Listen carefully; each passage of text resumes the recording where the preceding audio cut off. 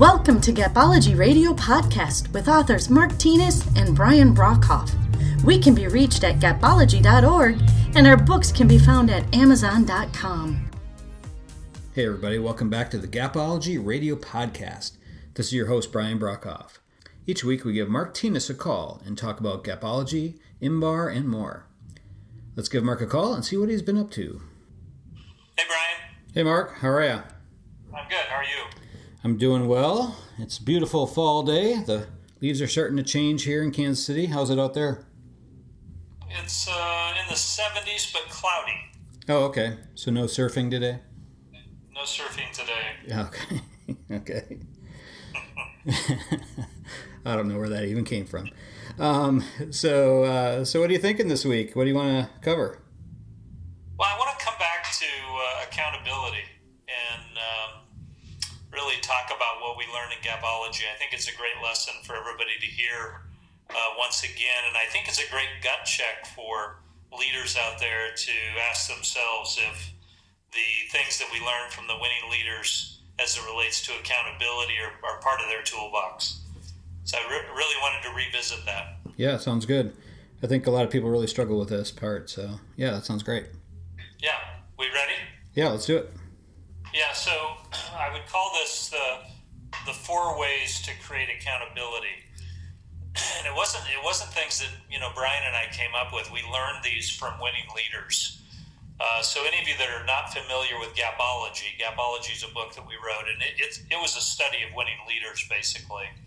And one of the key characteristics of winning leaders was that they create accountability within their teams. And when we talk about winning leaders, we really are talking about the group that was in the upper 10% of results, so the outliers. So they create accountability. So what I would ask you to do is really self-examine as we go through the 4 things that we learn from them, and ask yourself, is that part of my toolbox? Is that something that I do? Is that something that I'm very proficient at? And just take a look at it, because when you re-examine or self-examine and you look back, these things do work. They are really fundamental, and they're a bit old school though, and I don't see them in a lot of leaders today. So I feel it's significant to just take a look and just ask yourself, is that part of my leadership? Does that make sense? Yeah, perfect. So there's 4 of them. So if any of you that are writing them down, if you're driving, don't be writing them down. But we're going to just walk through the 4 ways that the winning leaders create accountability. And the first one is a big one, and it's that they set expectations. So we measured their teams exhaustively. So we handed an index card to the team members of the winning leaders, and we asked them to write down what was expected of them. And then we matched that up with an index card from the leader who wrote down what he or she expects of them. And we matched them up. And there was an 87% match rate of the winning leaders to their team in terms of what the expectations were. And that was off the charts. That compared with a 14% match rate when we looked at the bottom 10% of performers. So the top performers' teams were clear on what the expectations were, and the bottom performers' teams were not. So it's very clear that setting expectations is a big deal. So the other thing we know about setting expectations is it sort of automatically creates accountability. I expect this, and this of you. And that in and of itself just begins to create accountability right there. And the other thing that it does is it closes importance gaps, so the team knows what's important, and it closes accountability gaps or action gaps because the team knows what to take action on. So it moves down the continuum of Gapology pretty substantially just by doing this one thing well, setting expectations. And if you want to gut check yourself on this, just do the exercise with the index card. hand it to your team, ask them what you expect of them, and then, compare that with your own notes and see how they match up. So setting expectations is number one. Brian, want to speak to that? Yeah, Mark, can you just quickly cover what the two components of setting clear expectations is? Yeah, so there's two pieces of expectations. So they would be not only a metric or a result component, but also a behavioral component. So leaders that were winning big had identified the behaviors that the team needed to have to drive the metric. So they had to have both. And we found a gap when both of those were not in place, or one of the two was not in place. It's easy for a leader to say, I expect you to achieve 10% growth this year. It's a whole nother thing to tie the behaviors that equal 10% growth with that. Thoughts or comments, Brian? Yeah, no, that's awesome. I think, you cannot really legitimately hold people accountable without this step. If you're not providing the expectations around what behavior you're expecting from your team and what result you expect from them, I don't think you can really legitimately hold them accountable. They have to be clear. They have to be really, you have to validate understanding of those. I think a lot of leaders really struggle here. No, that's a great point. The other thing that we found from the winning leaders here was that they had tested out the behaviors. So they knew what metrics the behaviors created. So that when they saw the number, the metric, they knew whether the behaviors were in place or not. So you need to experiment with the behaviors and make sure that they match up with your metric expectations, your result expectations. So that's a big one. So the second thing that the winning leaders do is they follow up. And I think follow up is somewhat of a lost art today. It's interesting when you talk to them about follow up, is that they would follow up in a timely manner. So we've agreed to something. And Brian, can we talk about that on Friday at 2:00? Let's come back to it and let's examine this once again. So they were very specific and very timely in their follow-up. And that in and of itself creates accountability. The other thing that follow-up does, which is magical, is it creates a coaching conversation. So it opens the door to have a conversation around performance and around the tactics that will get us to that result. So this might include a calendar invite, for example. Yeah, so let's go ahead and set a calendar invite for Friday at 2:00. Let's come back to this. So let's say that conversation is happening on Monday. You have just shifted the behavior potentially for the entire week from Monday until Friday because you've set a follow-up date. The result expectation that you set, the behavior expectation that you set, just don't disappear into a black hole. We're going to talk about them again on Friday.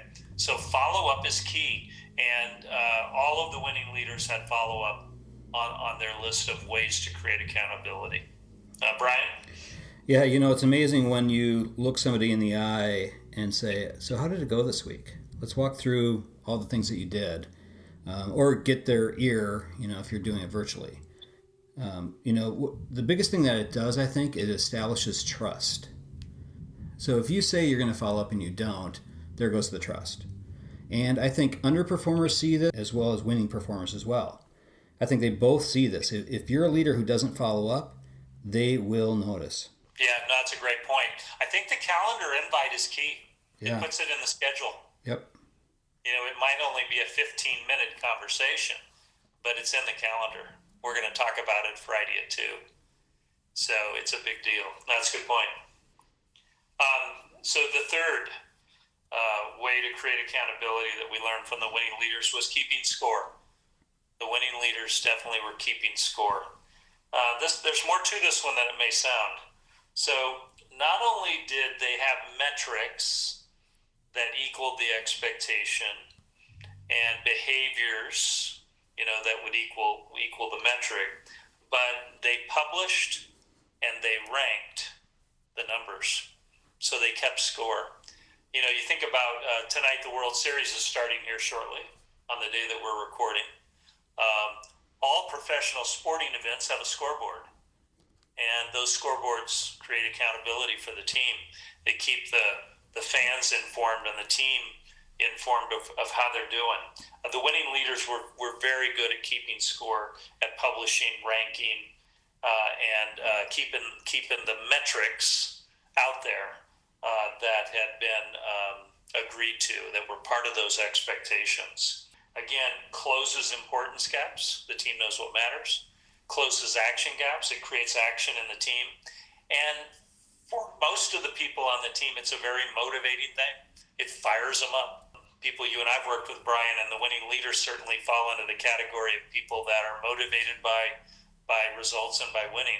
So keeping score is key. So leaders that don't publish results make them unimportant, and they take the fun maybe out of the work. So keeping score, as simple as it may sound, was a key tactic of the winning leaders.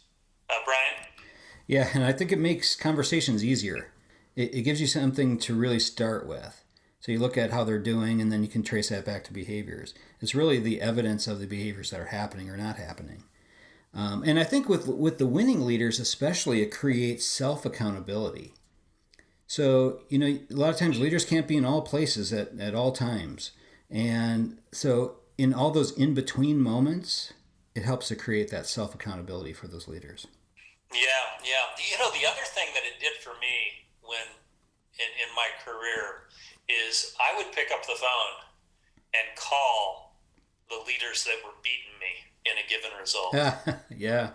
Say, hey, how are you doing this? Congratulations. How are you doing it? Yeah. And I will tell you, in every case, they were willing to share, and they were willing to tell me what they were doing, and that helped me improve my numbers. So when you publish the numbers, you know what's going on.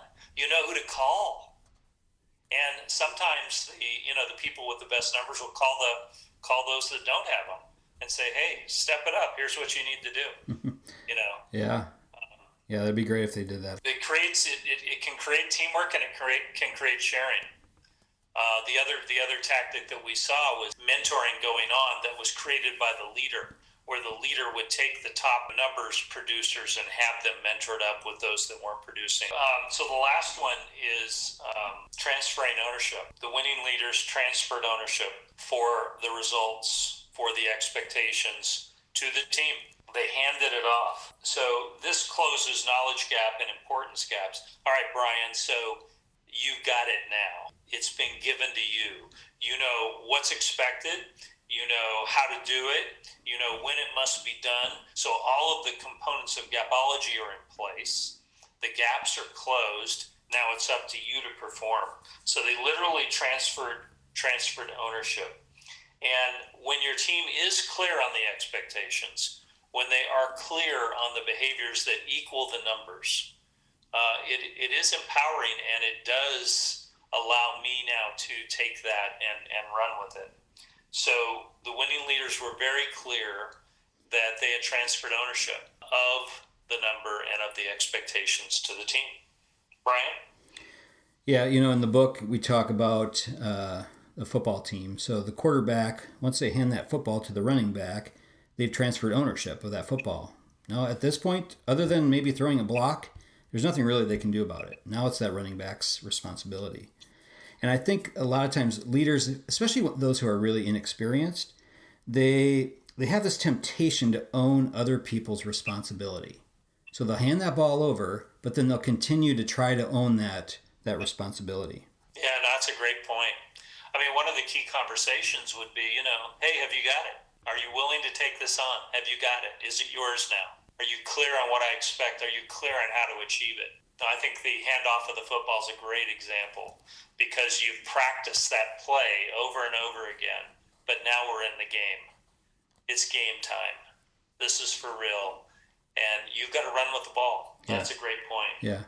It's funny. As you're explaining that, I was thinking, if you're the quarterback, sometimes it's easier just to hold on to the ball and run, because instead of handing it, and you might fumble, or you might throw it and the person might miss it, or you might throw an interception. Sometimes it's easier to hold on to it, but it's not more effective. By handing the ball to somebody who's skilled at being a running back, or throwing it to a receiver who's skilled at being a receiver, you can get a lot more yards than if you hold it yourself. No, that's a great point. Yeah, the quarterback is rarely the one who's best to run with the ball. Yeah. Not their role. So I would leave you with this. So the winning leaders create accountability. They create accountability. We didn't come up with that. They told us that. When we asked them, why are you winning? Why are you in the top 10%? Why are you consistently in this group? They create accountability. And they do it in 4 ways. They set expectations. They follow up on those expectations. They keep score, publish those numbers, and keep them out in front of everybody. And they transfer ownership to the team. And those, are the ingredients that equal that top 10%. So if you want to be in that top 10%, that outlier group, you've got to create accountability. And to the best of our knowledge, these are the top 4 ways to do it. And we know they work. So that's all I got, Brian. Any closing thoughts? All right. Nope. That sounds good. I think that's an excellent way to close it, Mark. Nice job. All right. Thanks. Have a great week. Yep. You too. We'll talk to you later. All right. That'll do it from here for another week. As your organization starts looking at leadership development programs for 2019, consider Gapology. It's well worth the investment. Just reach out to us at contact@gapology.org for more information. Everyone have a great week. We'll talk to you soon. This has been a Gapology production. Visit us at gapology.org.